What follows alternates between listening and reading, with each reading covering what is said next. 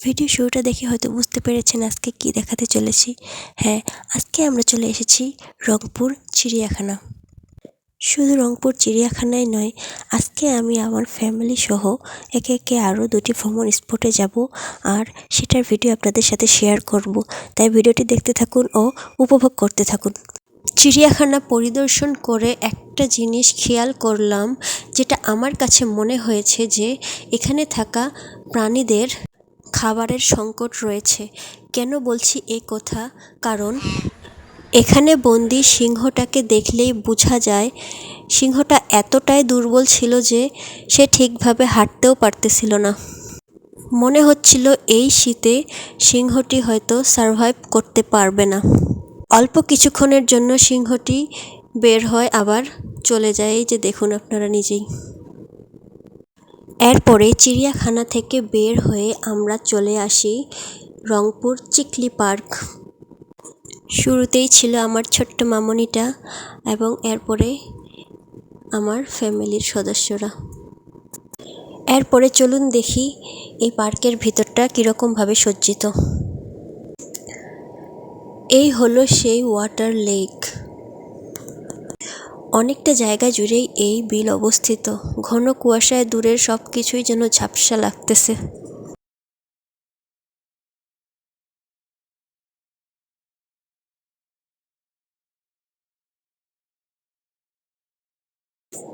এরপরে হাঁটতে হাঁটতে আমরা পার্কের ভিতরে চলে গেলাম এবং এখানকার মনোরম পরিবেশ সত্যি অসাধারণ ছিল।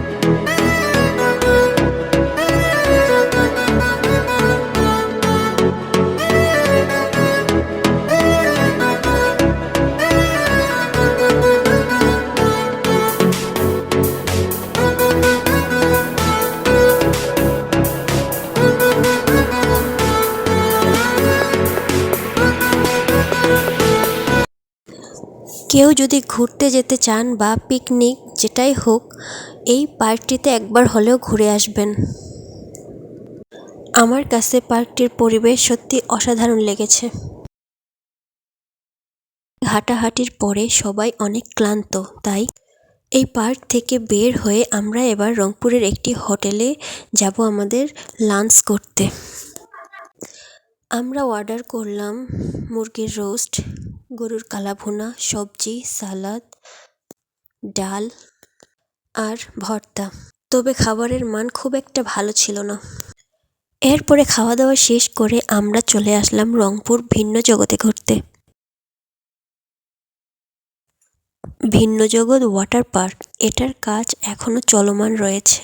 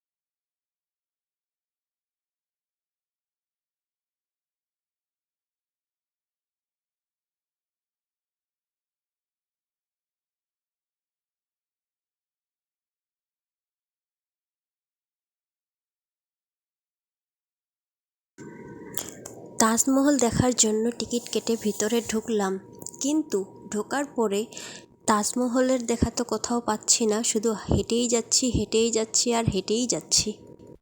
ও, এখানে আবার একটা মিনি জুও আছে দেখছি।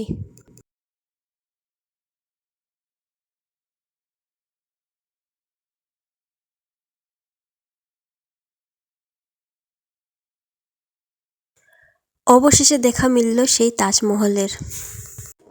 এটি হলো তাজমহলের ভিতরের দিক।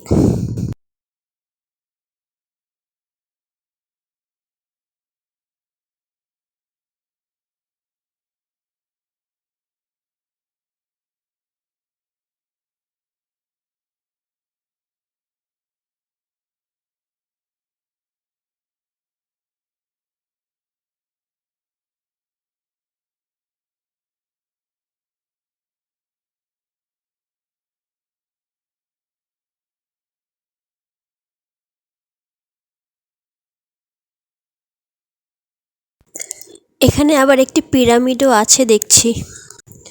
এরপরে আবার হাঁটা শুরু করলাম। হাঁটতে হাঁটতে পায়ে ব্যথা ধরে গেল। হাঁটতে হাঁটতে পেয়ে গেলাম একটি মস্কোর ঘণ্টা। এটা ছিল বাংলাদেশের আইফেল টাওয়ার।